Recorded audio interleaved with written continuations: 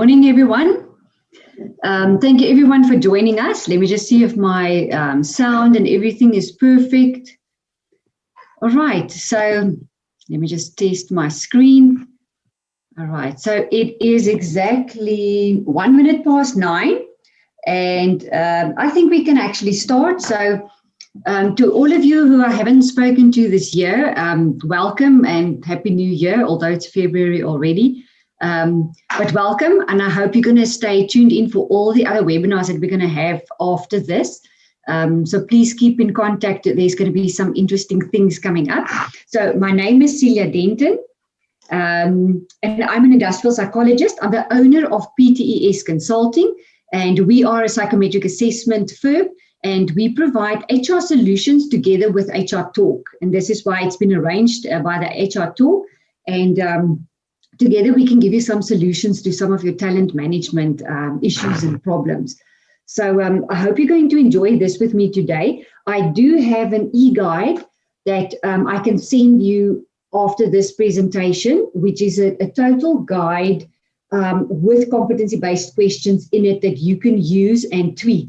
But the purpose for today is to teach you how to put it together yourself. But it's not complicated. If you have a guide already, you can just see how to use it. You can tweak your questions, but the way that the questions look is, of course, the most important thing. So what we will be looking at today, there's going to be some background and content to psychometric assessment. And the reason why we do this is the competency-based questionnaire complements all your other processes, and it's very good together with a reliable, scientifically reliable tool, for example, psychometric assessment. Then we will be looking at statistics on the validity and reliability of any screening tool. This is very important. I always reiterate it. I go back to the same graph every single time. We're going to address the general problem with interviews and how does normal interviews differ from a competency-based interview. So why are we doing this? Are we just wasting our time? And then skills and competencies for competency-based interviews. So what we can look at, we can basically look at all types of skills and competencies. How does it work? Then I'm going to give you a little exercise. And what do competency-based questions look like? And then we're just going to look at how you can develop your own one. And I'm going to show you some examples. Okay, so let's start off with some background around this whole thing. So let's look at two scenarios. So I want you to think about this. There's a reason why I'm going to ask this, because I want you to see the whole bigger picture. I don't want you to just see that you're going to develop competency-based questions. I want you to see why. So the first scenario, think back to the years when you were interviewed for a position, for any company, any time in your career previously when you were younger. Did you feel that you were evaluated objectively? Do you feel that there were purpose behind the questions? Did you feel that you got a fair chance to demonstrate your skills, knowledge, and experience? So that is from the one perspective. Now let's look at the other perspective, scenario 2. Think of a time when you appointed someone and it went terribly wrong. Did you have a structured plan when interviewing the candidate, or did you just ask random questions? Did you appoint based on how you felt about the candidate? So it's very important. I want you to be able to put yourself in the shoes of both these scenarios, because this is exactly why we want to do a competency-based questionnaire, because it benefits not only the candidate, but yourself, the company as well. It goes both ways. It's got a benefit for everyone. So this is not just about the candidate. It's about you getting the best out of this. So let me give you a little bit more of a background and context to psychometric assessment. So firstly, competency-based interviews increases the validity and the reliability of your recruitment process with up to 55%. That is massive. So the validity of a normal interview where you just shoot in the dark, just ask random questions, there your validity can be almost zero. There's some hopeful people that scores a little bit higher, but I have read reports where it's almost non-existent. So together with psychometric assessments, reference checks, performance history checks, reliability and validity increases even more. So you want to do as many things as you possibly can.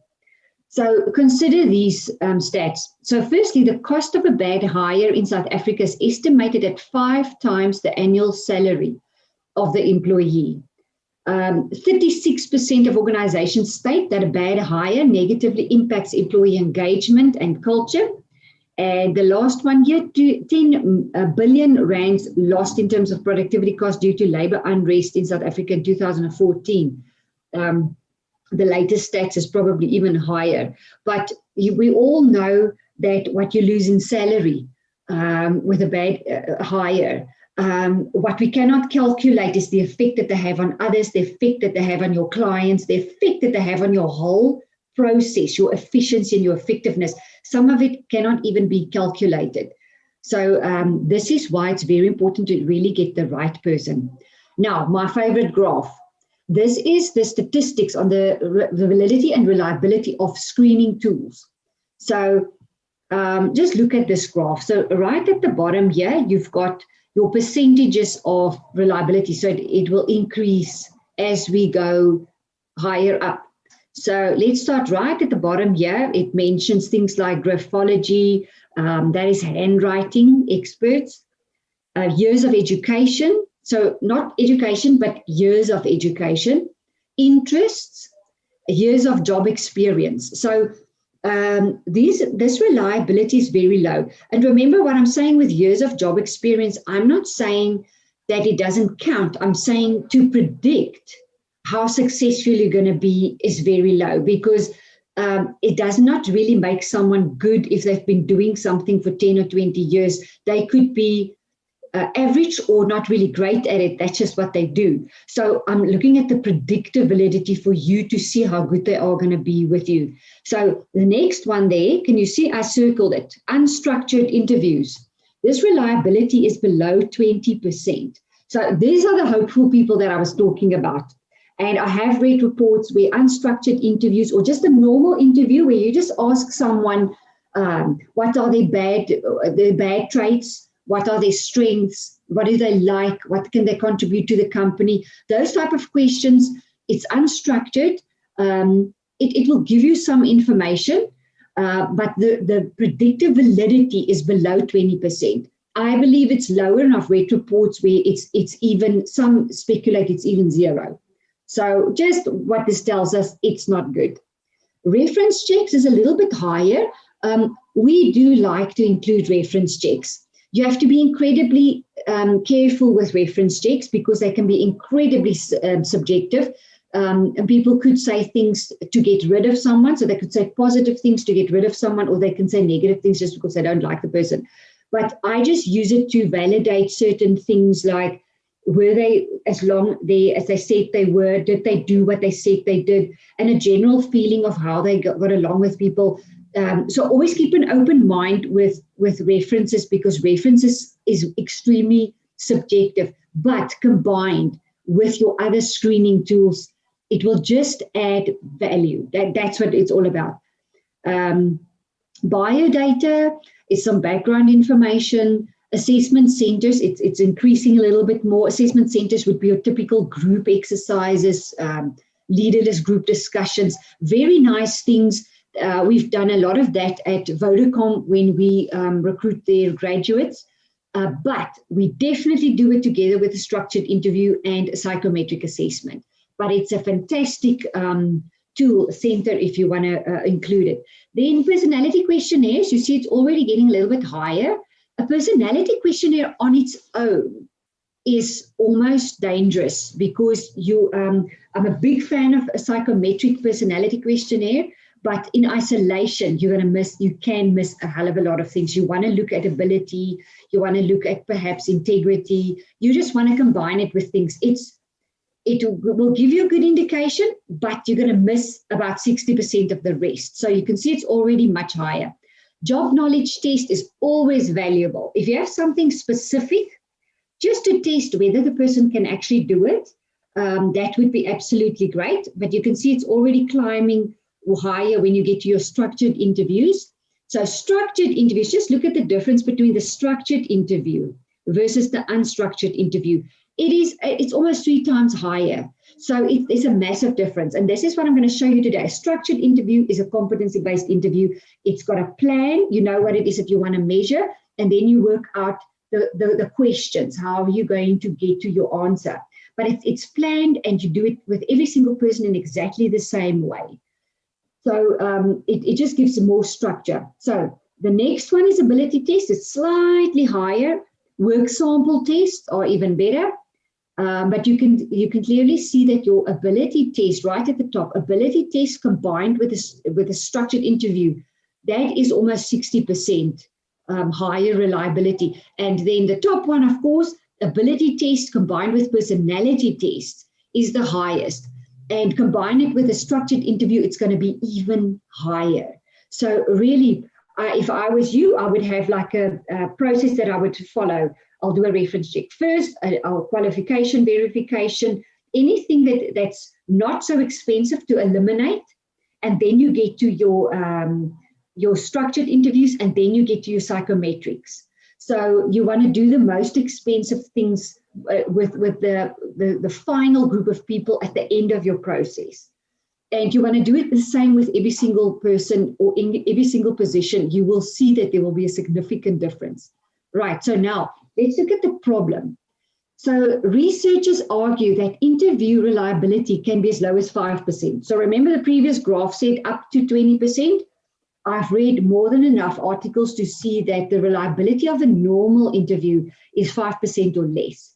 So the more the structure of the interview decreases, the more the reliability drops. So the less structure you have, the less reliability you have. So this variation can be because there are differences between interviewers in terms of questions asked, the data collected, and the way that the data is interpreted. Of course, this is where our subjectivity comes in.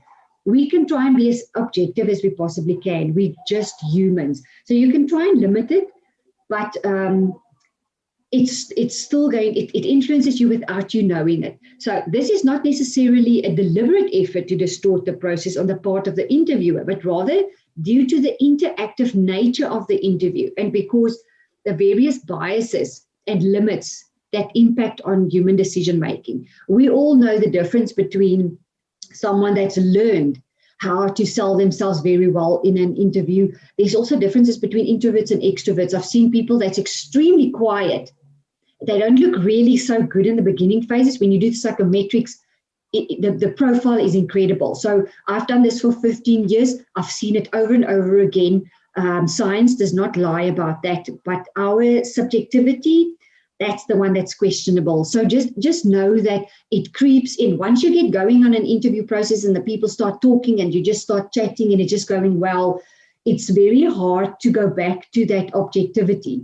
But the structured interview will help you to stay there. You will not deviate.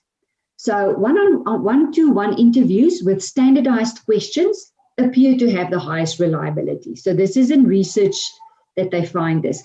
So when interviewers were trained in the interview process and about how to avoid biases, reliability also tend to be higher. So if you've got more than one person in your interview process, for example, you are the HR person together with a line manager or whoever, or if there's more people, train them to do it exactly in the same way as you.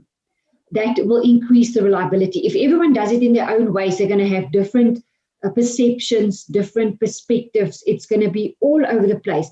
So research has shown that if everyone does it in the same way, the reliability will be higher. Interviewee appearance, accents, physical appearance, and the candidates and the interviewer's experience can all have a significant impact on the outcome of the interview. So like I've told you, my own personal experience, I've interviewed people where the quiet ones doesn't look as impressive, and then when you get to the psychometrics, you're blown away. So don't be fooled. We all have those biases, and there's so many biases. It's almost difficult to like try and control it. So just know your own weaknesses as well. Right. Interviewer ratings are significantly influenced by both verbal and non-verbal behavior. Absolutely. So this raises the possibility that impression management by the candidate can have a significant impact on interviewer decision-making. So we even have impression management monitor scales when we do psychometric testing. The reason for this is people do want to manage their impression that they're creating. It's just how it is. We have a persona, and the persona is the thing that comes out firstly. So everyone wants to make themselves look good in the interview. Everyone wants to make themselves look good even on a questionnaire. The difference just is the questionnaire statistically can pick up how much the person was trying to make themselves look good, where in your interview you have no idea. You are literally shooting in the dark. Good eye contact, positive body language, physical attractiveness can lead to high scores by interviewers, but generally only for candidates who provide good answers to the questions. In terms of impression management, self-promotion of past and future behavior by the interviewee tend to lead to higher interviewer evaluations. So, however, there is some debate about whether these effects are biases. So, all we want to say there is that we get influenced by whatever people tell us. So the last point there, positive body language and an ability to manage the impression one gives to others may be viewed as a skill that also has a significant impact on job performance. So, for example, an employee dealing with an irate customer often needs to use impression management. The employee may feel angry but needs to maintain a calm, friendly, professional behavior. So what I'm saying by that is this person, if someone does have that impression management, it's not always a bad thing, because you do want someone who can manage impressions in front of difficult clients or customers and control themselves. So a healthy level of impression management we do want. So in psychometric testing, we look at the indication of impression management, and we keep that in mind that it's not too much. So we do want to keep it into perspective. Right. So how do a competency-based interview differ from a normal interview? So a normal interview, which is also called an unstructured interview, are essentially a conversation where the interviewers ask a few questions that are relevant to what they are looking for, but without a specific aim in mind, other than getting an overall impression of the individual. So questions are fairly random and can sometimes be quite open. So, for example, a question such as, what can you offer our company, is meant to gather general information about you, but does not test any specific skill. So it would be nice to ask someone, what can you offer us? How would you approach our company? What would you do in our company? It would be a good question in general, but it would be needed to be followed with competency-based skill-related questions. So in an unstructured interview, the candidate is judged on the general impression that they leave. The process is therefore likely to be more subjective. So too many questions that's open, like what are your strengths? The person can tell you absolutely anything, instead of you asking something specific about what it is that you want to know. So decision making, for example, you will ask very specific questions around the decision making skill, which I'm going to show you later. Right, then the competency-based interview, also called the structured or behavioral interviews, are more systematic, with each question targeting a specific skill or competencies. So what I'm going to show you is to first identify what it is that you want to see, and then work it backwards from there. So candidates are asked questions relating to their behavior in specific circumstances, which they need to back up with concrete examples. So the interviewers will then dig further into examples by asking for further explanations about the candidate's behavior or skills. All right, so then we're going to flesh it out a little bit, but it will always look the same. It's going to have the same structure and the same approach. All right, so which skills and competencies can be measured through competency-based interviews? So I just listed a few here, but there's way many more that we can assess. So even in the e-guide that I'm going to send you after this, we only listed there, well, there's quite a few competencies, but the list can go on for much longer. So if you need guidance on that, get someone who can help you flesh out specific questions for a specific thing that you want. So we look at adaptability, compliance, communication, conflict management, creativity, innovation, decisiveness, delegation, external awareness, flexibility, teamwork, independence, how to influence, integrity, leadership, leveraging diversity, organizational awareness, resilience and tenacity, risk-taking, sensitivity towards others, interpersonal skills, all of those type of things, as long as you know what it is that you want to see, and then work it from there on forward. All right. I just want to close my window quickly.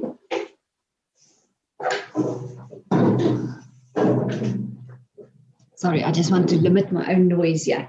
Okay, so how does it work? So a competency is a concept linking 3 parameters. So we look at knowledge, skills, and attitude. So, for example, you may have good interpersonal skills, which is a skill, but not be competent to join a company as a project manager unless you possess adequate educational experience in knowledge and the right temperament or behavior, which is attitude. So once again, someone can be skilled in something, but it doesn't mean that they fit what it is that you are needing. So you need to make it full circle. You need to connect all the dots. That's why I'm saying use as many screening instruments or tools as you can. Don't just do one thing. It's going to help you, but it's still going to limit you. So you want to make full circle. So a competency-based interview, also called a structured interview, are interviews where each question is designed to test one or more specific skill. The answer is then matched against a pre-decided criteria and marked accordingly. That's why you want to use your competency-based questionnaire. It's already set out there, your competency, the question that you will ask, the fleshing out questions, and where you can score the person. This you don't change. This is where you're going to work from. So, for example, the interviewers may want to test the candidate's ability to deal with stress by asking first how the candidate generally handles stress, and then by asking the candidate to provide an example of a situation where they worked under pressure. Right. I'm going to give you a quick task. I just want you to think about this. I'm going to plant the seed, and then I'm going to come back to it later. So this is a scenario. The candidate has been asked to describe a time where they have experienced success in a team work environment and to describe their role in that situation. So this is the candidate's answer. And I want you to tell me whether you think this was a good answer or not. So, well, to be honest, we were just lucky to come together at the right time. I think sometimes I work really well in a team, but it really depends whether the people around me are similar to me and whether or not they like me. I don't think it's really possible to change other people's views or opinions to get them to work together, to work better together with each other. So the question was, the candidate has been asked to describe a time when they have experienced success in a team work environment and to describe their role. So their answer was, to be honest, we were just lucky to come together at the right time. I think that sometimes I work really well in a team, but it really depends on whether people around me are similar to me and whether or not they like me. I don't think it's really possible to change other people's views or opinions to get them to work together with each other. Okay, so I want you to think about this at this point. Is this a good answer or not? And then we're going to come back to this. So I'm going to show you the difference between unstructured interview questions and a structured interview, because that's going to probably be your first question to me is, but what does it look like? What's the difference? So a normal question would be, tell me more about yourself. What are your strengths and weaknesses? How many people did you manage and how did you manage them? Are you a problem solver? Can you work with people? How well do you work in a team? So those are just normal random interview questions that everyone asks. A structured interview question looks like this. This is the second block. Tell me about a time that you had to solve a complex problem and had limited time and resources to do so. The second question, tell me about a time where you had to think out of the box and create a solution to a client-focused problem. Another example, describe a time where you were held responsible for completion of a task or a project. So can you see the difference? There's the first question, those are good questions. I would like to know, are you a good problem solver? What are your strengths and weaknesses? But the second block is the one where you actually ask for a time when you maybe had to solve a complex problem. When they answer you, you will clearly be able to tell on what level they are. If they give you incredibly simple examples, it shows you the level of complexity that they work with. If the example goes a little bit more complicated, you can see the level that they've worked on. it will be the same for all the questions that you ask. You will be able to determine this person has been working on quite a high level because the answers keeps on clustering quite on a complex level. If you can see the person can't give you examples, or the examples are very vague or very simplified, it means that they haven't worked on the level maybe that you're looking for. Maybe you're looking for a simple level. It depends on what level you are looking for. That's why everything will be predetermined. With this, it takes longer for a person to try and make up a story or make up a lie. So people can still probably lie to you, but it's going to be very difficult for them to determine what type of examples you are going to ask. So because you can ask anything. So if you make your questions very work related, it's really it's going to be very, very difficult to determine what you could possibly ask them. On the first group of questions, that is very easy to prepare for that.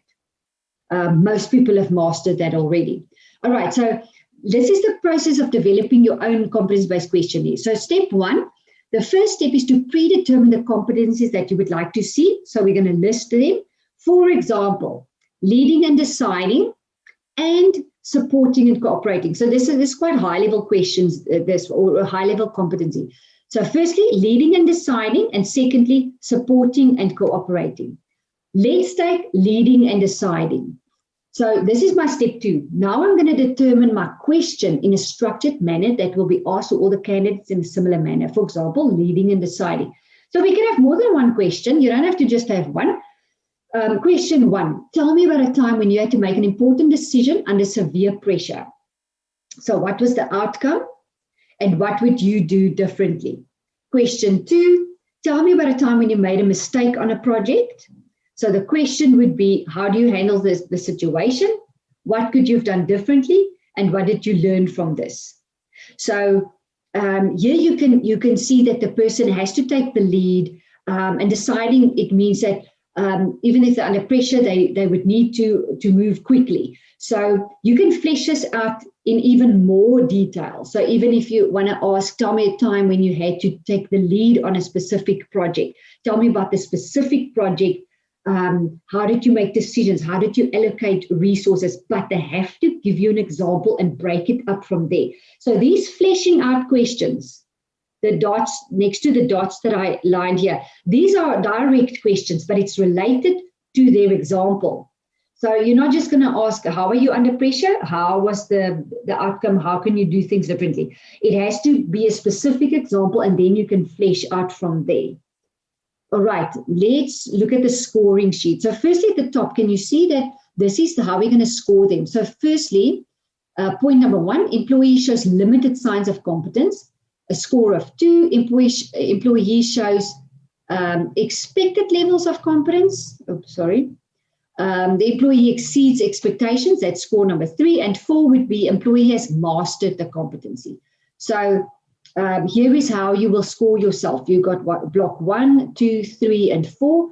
Ideally, we would like higher scores. So this person is fairly average, maybe slightly lower average, but for a competency such as leading and deciding, it would be a more senior position. So we would want answers that clusters around 3 and 4.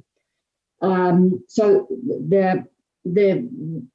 how we would score them is we would look at shows interest in working in a team, recognizes contributions of others, listens and communicates proactively, shows self-insight. So these 4 things would be the things that you want to see in their answer. So let me go to the previous slide again. These are the questions to measure supporting. Oh, I've skipped quite a few slides here. Let's just go back to leading and deciding, because I'm going to do 2 examples with you. Leading and deciding, this is my question. Tell me about a time when you had to make an important decision under severe pressure. And then I'm going to flesh it out by saying, what was the outcome? What would you do differently? This is how you're going to score them. So, sorry, I skipped a few slides there. I pressed the button faster than I thought. So my criteria that's predetermined in your little manual already would be make decisions promptly. I took responsibility for my decision. I make the decision with confidence, was aware of the consequences of the decision, works under own discretion. or direction. So these are the criteria at the end of the day that you want to score this person on. This is what you want to see. So the previous slide is where I ask my question, tell me about a time when you had to make an important decision under severe pressure, and this is where we score them. But the scoring is based on what it is that you want to see. So they can tell you now anything, but you want to see that they make decisions promptly. And if you don't see this, you can ask more probing questions around this to see if you can maybe guide them in terms of what it is that you want to see. So you don't allow for too much, but you can prompt if you can see that they've got a good example. So this person actually scored pretty well. So remember your key at the top here, and this is where you're going to score it. So if yourself, the line manager, anyone else who's in the panel, score exactly the same way, use exactly the same question, you will get quite a good indication of how this candidate is. You will actually be able to compare. And what happens usually, if done correctly, most of the people in the interview panel will have similar scores. Here and there will be variation because you interpret the answers differently, but it's going to be fairly the same, and that's what you want. Let's look at the second competency, supporting and cooperating. So now we're going to formulate our question so that we can get our responses for the competency, supporting and cooperating. So question 1, give me an example of when you had to work in a team to get the job done. So this would be the structured question where they have to give you an example. So they must give the example first, then you're going to probe. What did you enjoy about working in the team? What obstacles did you face? What did you learn from the situation?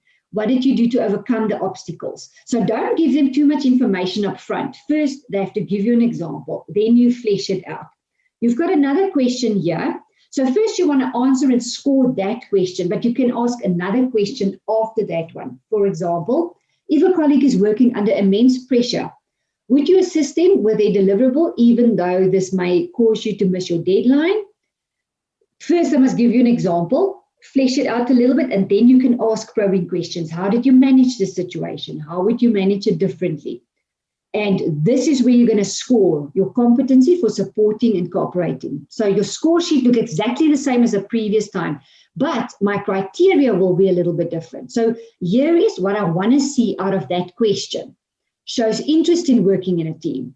Maybe they tell you, I really haven't worked in a big team before, maybe 1 or 2 people, but I prefer working on my own. Then you know they don't really like working in a team. Recognizes contribution of others, listens and communicates proactively, shows self-insight.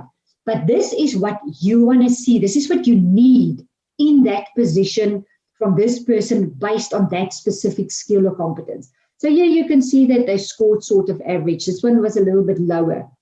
But like I say at the bottom here, scores can be totaled at the end of the interview to provide an indication of the applicant's score during the interview. All right. If anyone has got questions, please put it in the Q&A. I saw there's one question already. We will be able to send you the video after this. So absolutely, you'll get the video and I'll send you the e-guide after this. But please, as we go along, post your questions. I will answer it afterwards. Let me just keep an eye on the time. The time looks good. Okay, so let's go to the next slide. Okay, so I want to see if I covered that properly. Okay, so exercise.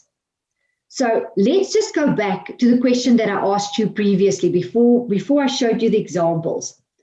So remember I asked you, the candidate has been asked to describe a time when they've experienced success in a team working environment and to describe their role in that situation. So they said, well, to be honest, we were just lucky to come together at the right time. I think that sometimes I work really well in a team, but really depends on whether people around me are similar to me and whether or not they like me. I don't think it's really possible to change other people's views or opinions to get them to work better together with each other. So what do you think about this answer now? Now that I've shown you what it is that you want to, what you're actually expecting of the candidate. You have a structured question, they have to give you an example, and then you've got probing questions around that. So do you think that with this response, you would have been able to properly evaluate the candidate? And if you had an unstructured, just a normal interview, that candidate would probably have been able to get away with this answer because it sounds quite chatty and quite assertive. And even if they say I can't really change people's views, opinions, they're not saying anything about their capability of being able to work in a team. They're just saying this is more about their feelings, what they like, what they don't like. We're not interested in what they like and what they don't like. We want to know, do they have the skill and the competence to work together with other people or not? So even though it looks like a fairly nice answer, we want to be able to score this person on this scoring system here. So in my opinion, this person would have gotten absolutely nothing. So when we score them like a 1, it means that it doesn't necessarily mean that the person is bad in it. It means that we did not see the competence. The competence was not reflected. So you may ask another question and they may do excellent on that question, but on this question, you did not see the competence that you were trying to see. So you don't have to say that they're bad at it, but you can say, I did not see the competence was not demonstrated and reflected. So please keep that objectivity as well. Okay, so I'm going to show you now an example of analyzing and interpreting what it looks like. So there's actually quite a few that I've put here. So my screen is frozen. That's why it's jumping pages. Okay, so this is exactly what you will see in the e-guide that I'm going to send you. So can you see at the top here? My competency is analyzing and interpreting. That is my competence. Remember, you can make it way easier. You can say interpreting data or accuracy when working with data. You can make it very simple. It doesn't have to be this complex. You can also, to make it easier for yourself, just use one at a time, like just analyzing information first if you want to just start off in a simplified manner. But this is where your competency will be written down. So analyzing and interpreting. So what it is that we want to see here is, for example, in this specific position, writing and reporting. So the question 1 is going to be, describe a situation where you had to write an important report to your manager. First, allow them to give you an example. Don't just start with your probing questions at the bottom here. First, sit back, say to them, I'll give you a moment to think about something. Remember, it's also not always so easy to think about a good example quickly. So give them a few seconds. Give them some time. Say to them, think about something, properly. We're going to give you some time. Don't put them under pressure. You're going to not benefit anything if you do that. So they're going to give you an example, and then you're going to say, okay, how did you go about it? What did the report aim to achieve? You also don't have to ask every single probing question. Some of the probing questions that's relevant, that's what you want to ask. What feedback did you receive? What could you have done differently? So those are just probing questions. Adjust those ones. It's fine if you adjust those ones. But your question at the top here must stay the same. You don't change it. You don't change your wording. You don't change anything there. Then the scoring sheet. Can you see that here we're going to look at the person writes concise and avoids jargon. They write for the intended audience. They structure information logically. We can put here things like they value accuracy. They value quality. You can put anything here, but this is what you want to see in the workplace. So this is my competence. But in the scoring sheet, here is what I want to see. Can this person work with? Do they show interest in working with detail and data or people? Do they want to communicate? Here is where you score. And this is what you want to see in the role, in the job. Let's look at another question here. Describe a situation to me where you had to report on the status of your deliverables to your manager. First, allow them to give you an example. Then you ask probing questions. What did you say? How would you raise any risk during the situation? What feedback did you receive? What could you have done differently? So those are my probing questions. But what I want to see in the workplace is in the scoring sheet. So here the report is concise, avoids jargon, it tailors the reports to the applicable audience, whatever. So here is what you actually want to literally see in the workplace for that particular position. All right, so I just want to reiterate again, this is my competence. what I want to see with this particular competence is writing and reporting. So my questions will be very relevant to writing and reporting. So I've got two different questions. Can you see that? But you first ask the one question, score it, then go on to the second question. You can have 2, 3 questions or just one question. It doesn't matter. Let's do another example. Let's take interacting and presenting. So firstly, can you see that interacting and presenting is my competency that I want to measure? But it is related to relating and networking with people. So you can have in here presenting to a larger audience. You can have other topics. But say, for example, in this specific job description, I want to see whether they can relate to other people and whether they can network. Now, my question will be, describe a situation where you had to use your network in your current organization to get the job done. First, let them give you an example, give them a few minutes to, or it doesn't have to be too long, but give them a few minutes to think of a good example, where they were when they did this, what was the situation, and then you can probe. How did you go about doing this? What could you have done differently? And then in the scoring sheet, what you want to see in the workplace for that specific position is they build effective networks, they establish good relationships, displays a sense of humor where appropriate. Once again, if you ask it like this, it's difficult for people to make up a lie if they have to give you a specific scenario. So you will at least limit the lies. Let's look at the second question. Tell me about a time where you had to involve different levels of the organization in a project. So first, let them give you an example. Then you will say, how do you go about doing this? Or how did you go about doing this? What was the outcome? What did success look like? So what it is that you want to see literally in the position in the workplace is, here in my scoring sheet, ability to involve all levels in the organization, build effective networks, and establish good relationships. You will also see that some of my scoring here will be related. It will overlap. That's the word I'm looking for. It will overlap because we are measuring the same competence. So if it says you build effective networks and it says at the bottom here build effective networks, it's fine because you want to as much overlap for this competency the better, because then you can see they did answer at the top here and I saw it again in my second question. Or I can say I did not see it with my first question, but it did come out in my second question. It still works then. So also remember, you may not always see what you want to see in the candidate in just one question. So give them the benefit of the doubt. That's why you maybe want to have at least more than one question so that you can just see if there's overlap. Because people may not always express themselves in an appropriate way in one type of question, but in a different type of question they may. Right, let's, I don't know why it jumps so fast like that, but we've covered interacting and presenting. Let's do creating and conceptualizing. This is our last example. So the competence is creating and conceptualizing. So quite a senior position here. My competence is creating and conceptualizing. And what I want to see within that is learning and researching.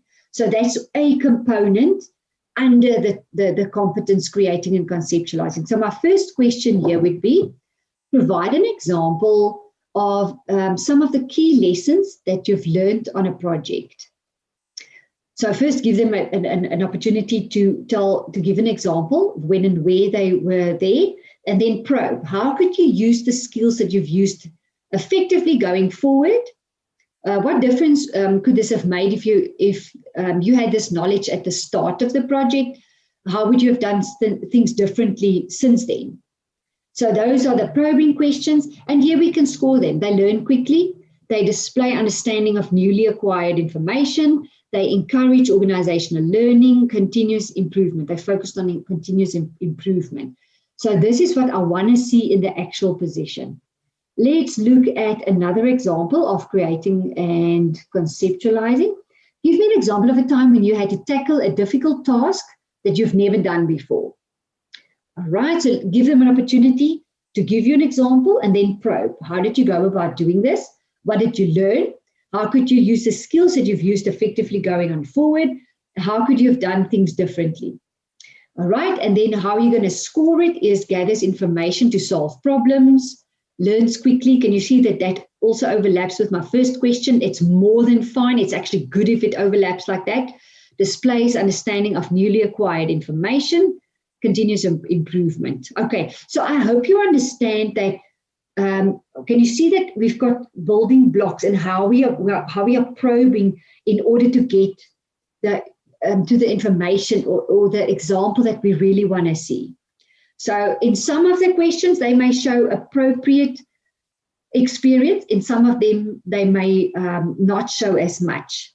But you do want to give them an opportunity to display what it is that they've done in the past. So it is very important then that yourself, the line manager, HR, whoever is going to interview this particular candidate, that they ask the same questions as you. If someone asks a little bit more than others, it's not going to make a very big difference, but you want to have that consistency with the questions so that you can see who has scored them in which way where. So if you have a panel of people that's interviewing all at the same time, they're going to ask the same and score the same. So if you as an HR person does the interview at a separate time as the line manager then can ask a different question. But it would be, it's going to depend on your organization. If the organization is large or small, it's really going to depend on when you have time to interview it. Do you usually interview with a panel of people, or do you have an interview and the line manager, for example, have an interview at a different stage? It's all going to depend on your situation. So if there's any questions around like when and what, you can always ask us to just guide you in terms of, who should ask what when. But ideally, you want to keep it as consistent as possible. But of course, if the HR manager is interviewing at a different time than the line manager, you don't want to then ask exactly the same questions, because then they're going to be prepared. They're going to know what to say. So the line manager can afterwards ask, for example, question number 2 or 3. So please post any questions if you've got any questions around this. Also, please share. You can do that on the Q&A board. If there's any issues that you've had in the past, any problems that you've had in the past with candidates that you've interviewed that's bombed out, because believe it or not, people share the same problems. So we work with a variety of companies across the board, large companies, small companies. By the time they get to us for assisting with the competency questionnaires as well as doing psychometric testing, it is because they've got a similar type of problem. They interviewed someone who looked like a good potential, who is not, and after about 2-3 months, the problem starts coming out. I almost want to say that there's quite a standard time period of when people start showing problems, and it's here by the 3rd to the 6th month, where I think people have the ability to hold themselves in or hold their breath for a good 3 months. That's the typical probation period. And once they can breathe again, the true colors do come out. So if they're hiding anything that they said that they could do that they couldn't really, it usually comes out after a while, because it's impossible for someone to keep up a pose or a false image that's not really there. So if there's anyone who wants to share like symptoms or issues that they have experienced in the workplace, please share it. I can tell you now I'm going to be able to relate to you. So someone did ask here, is it possible to get a recording of the session by email? I have been having connection problems. Absolutely. We're going to send this to you, and as well as the e-guide. So make sure that you send your details either directly to myself or to HR Talk so that I can send you the e-guide, and so that you can look at what psychometric testing is. I just want to go back to this so that we're going to show you, or in the e-guide, it explains what is psychometric testing, the benefits of it, online assessments, face-to-face assessment, what is a competency assessment center, and all of those things. Also the latest research and technologies on psychometric assessments and things like that. All of that is in there. And the rest of that e-guide is all competency-based questions. And there's quite a lot of them. So under the one competence, there will be maybe 3 or 4 questions. So if you use that tool, make sure that the other people that's doing the interviews with you, that they will that they know how to handle the competency-based questionnaire. We find that often people, they don't really know how to ask the questions or what it is that they look for, and then they use the guide as a sort of a guidance, but they don't ask the question in the appropriate way, and then still people get away with just asking whatever it is that they want, and the candidate just answers whatever they want, and they get a good score. So make sure that it's very, very simple. You cannot go wrong, because as long as you keep the question in the same way, they must give you an example of a time when, and you'll quickly see when they cannot answer you, and if they're trying to think about a time. But usually when people cannot answer, they start their conversation with, they start the response with what I would do and what would be ideal and what, how it should work. So you'll see if they don't have an example, they fall back on that type of wording. So you don't want that wording. You want an actual specific example. You can ask the candidate again then to just give you please go back to an example. If they still can't, well, I wouldn't probe too much further. I wouldn't make them too nervous so that they start making up lies.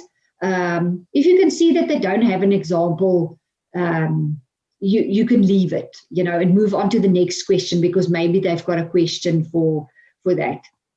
All right, so let me see what the time is. We've got another 8 minutes. Is there any other questions relating to this? Everyone is very quiet, and I know that you've got symptoms when employing people. There's symptoms in the workplace of appointing maybe someone that's not as good as they said they were. So here is another question. So let's see. How do I conduct a structured interview for an unskilled level, like hiring a cleaner? So then you would simplify your questions really, really quite a lot. You don't want to make it too difficult. And I would also maybe just have like a handful of questions. But what I would look at first is what is it that you want to see? Do you want to see, thoroughness? Do you want to see someone that is hardworking, or someone that will go the extra mile? Do you want to see honesty? What is it that you want to see? And then develop some questions around that. So you really still can assess an unskilled. You can assess or do a competency-based assessment on any single level. But in this case, you can really simplify it, make the wording simple, make it in such a way that they can refer to their previous employment, because then you'll know whether they have been previously employed or not. Because if you say, please give me an example of a previous time when, for example, what do they do when there's no cleaning materials left, or how do they make sure that they don't run out of cleaning materials? So then I will state that question, and I would say, give me an example of a time when you didn't plan properly, or that you run out of stocks, or when someone told you to do something that you were not prepared for. Anything like that, anything that you think that they will be possible to relate back to. And there's also now currently cleaning staff assessments available, and it's very, very cost effective. It's not expensive at all. So that together with a few competency questions will be a very nice check. And of course, you want to do a background check as well. So I hope that answers your question. There's another question here. What would be a competency-based question regarding cash management or experience? So depending on the level, I'm assuming now it's a middle management type of level, or just like a special, just here in the middle sort of level. I would ask them to tell me about a time when they were responsible for managing cash, or managing budgets, or managing resources, and what type of problems did they experience while they were managing that particular project or were in that particular role. What type of obstacles can one expect? What could this person have done better? What I would also ask is something about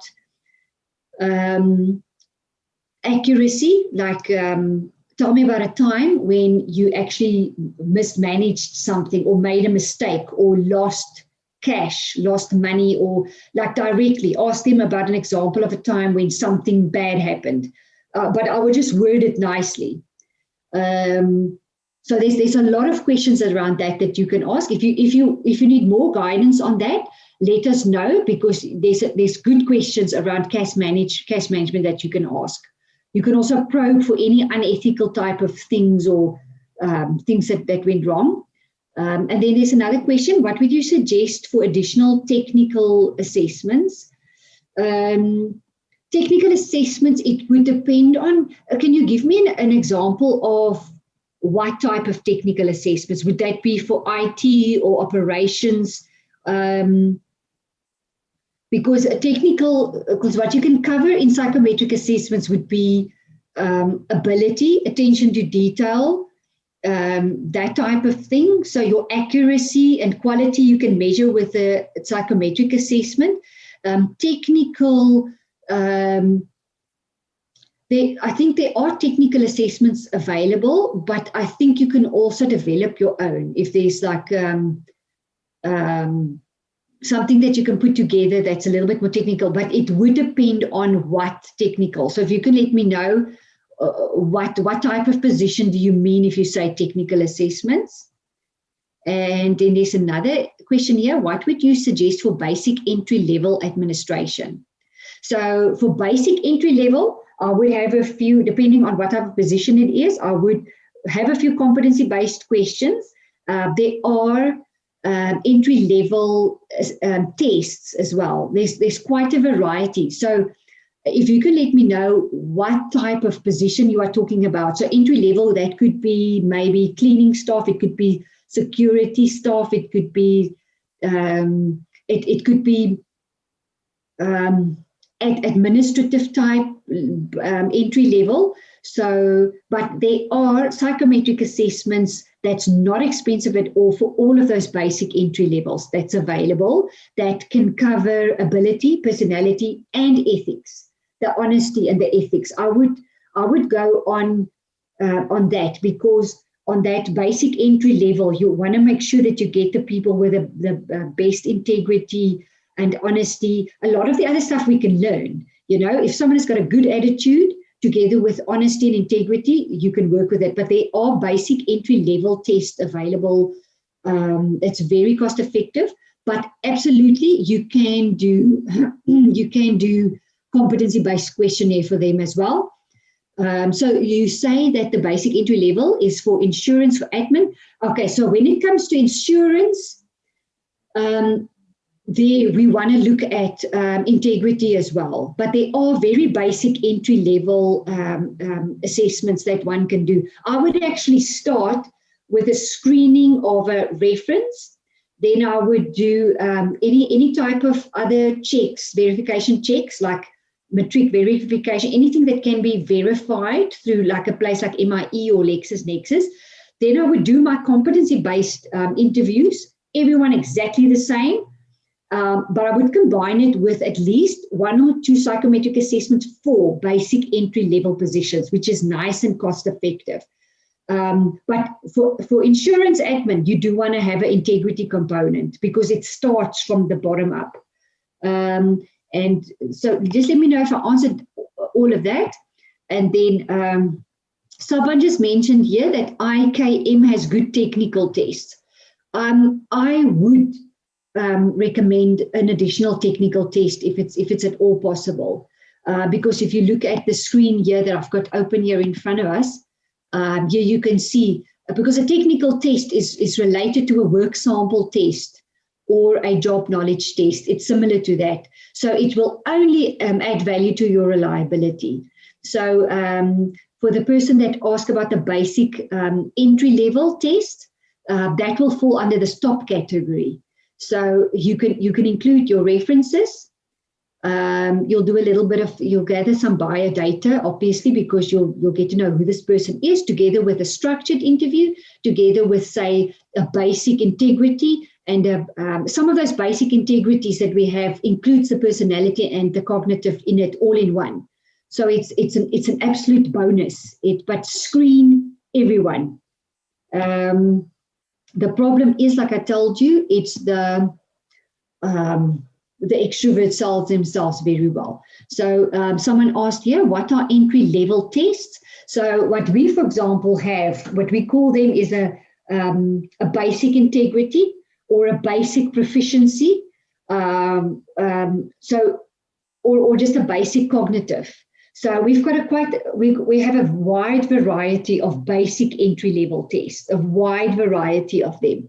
And what you can do, you can actually put a large amount of people through it at a very low cost and get like a comparative report, like a spreadsheet. That also keeps the cost very low. Then you can have a spreadsheet from best to worst with a cutoff point of who you will not take and who you will. But with your minimum requirements already, you're going to throw off people if you see anyone who does not, say, for example, have a matric or anyone who didn't have the basic requirements. But the basic entry-level tests, often some of the tests that we've got, it's got all in one. So a basic integrity test will look at the integrity, cognitive, and the personality. So it's an incredible bargain. So please find out from us more about that, because if you do a large group screening, it will be it will really save a lot of time and a lot of problems. All right. Is there any other questions around this? And I hope that I have answered everyone. Let me just go through it. So there's technical tests. We spoke about the insurance admin. For insurance admin, you also want to look at the cognitive for the accuracy. So definitely high attention to detail and accuracy. But like what I said earlier is that some of those basic tests will cover all of that. So it's going to depend on your level. Your entry-level assessments you can do larger scales, very cost-effective, and then you can possibly go up to the higher level, which is like middle level. So you've got entry-level, middle, specialist level, and then executive level. And within those levels, we can just say what type of position is it? Do we need to just throw in another assessment or not? So one can figure out, like, what it is that you specifically need. But with your competency-based assessment already, you're gonna be able to see your top performers. You clearly see the guys who cannot answer your questions. Believe me, it works like that. You ask it, you'll see the guy that's don't hold it against him when they think. Don't hold it against them. But when they start answering and it's not really relatable, you will see it. You will see if the person does not have previous work experience or whether they actually have quite a bit. Okay, so for this one lady who asked about the unskilled, about the cleaner levels, we've got cleaner, specific cleaner assessments based for cleaners. We've got at the moment even call center staff. I think we've got something for everything now. So if no one else has got any other questions, then we are going to end the session. I see that it's 4 minutes past 10, but please keep in contact. Anyone that sends through their name and their email to HR Talk will get an e-guide from me. I see there's another question. What happens if a person has work experience but not has a matric and it's required? It's going to depend on your company, the company policy, what it is that they require, because it could become a hassle or a problem later on if there's audits and things like that. And one does have a matric and the other one doesn't. If it's a strict requirement, it may be a problem if it is negotiable, but that's going to depend on your company's policies and procedures. It would be a pity if someone actually does have work experience. You know what I would do in that case? I would actually put the person through a cognitive assessment where we can see the learning potential as well. If matric is not a requirement that's set in stone. I would actually assess the person with a cognitive ability with future potential, learning potential, because then even if they didn't complete formal schooling, we can still see, do they have the learning capacity? So if you train them and develop them, would they actually get better? So I would actually put them through a learning potential test. All of these things are not very expensive, so absolutely contact us for more information on that. All right, any other questions? Please feel free to email me even directly if you want to. It really doesn't matter to us. I want to see if I can put my email on the Q&A answer. I'm going to answer here. Oh, I don't know how to do that. Type an answer. Okay, my email is celia@ptesconsulting.co.za. All right. I hope you can see my email. If you can't, just speak to HR Talk and they will send you all my details. All right. Thank you, everyone. I think we are done for today, and I hope to hear from you soon, and I hope to see you next time. All right. Thank you.